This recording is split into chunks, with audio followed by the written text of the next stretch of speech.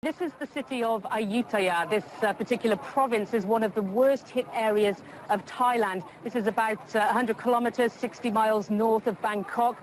And you can see behind me the roads here have just been turned into rivers. People are having to swim through to get back to their homes to try and get any belongings. Now, I've spoken to a few people that used to live on this street. They've said that they've had to move out because it's just too difficult to live there anymore. And of course, all the help that they need, the food and the water that is being donated by the military, by the government and also by NGOs is where it is dry. So they're having to come to get the aid. Now, really the only way to get to the old city of Ayutthaya, which we are just on the outskirts really, is by boat, or also there are some military trucks that are trying to get through. So it is a very miserable situation for the people of this city. Now, the local residents tell us that this area has been flooded for 2 weeks already.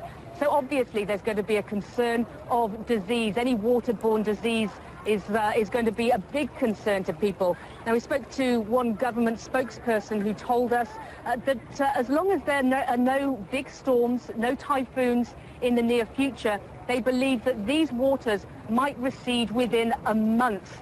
So there's still a month of misery for many of these people. And further north in Thailand, it is a very similar situation. Rosemary? That's the devastating part of this story, isn't it? When you're talking about waters like this, and in parts we saw a man wading there knee-deep, if people are going to have to put up with this for many more weeks, what sort of support system is there to guard these people against the diseases that you mentioned? Because that is a big worry.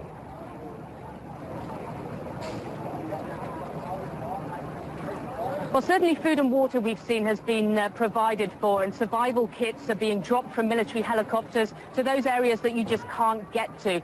They have been doing that for several days now. And of course, there will be concerns in the coming days about what they can do in case there are waterborne diseases. In this particular area, the water's still moving, so there's less of a worry of that. But of course, in some areas where the water's stagnant, it is going to be a concern.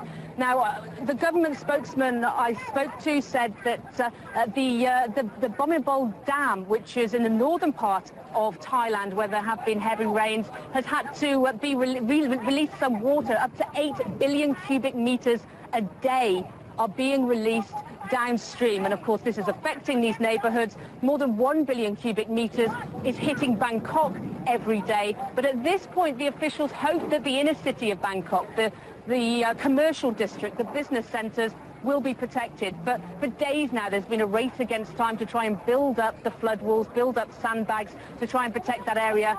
Eastern Bangkok and Western Bangkok, unfortunately, that is where the water will be diverted, so they will be flooded.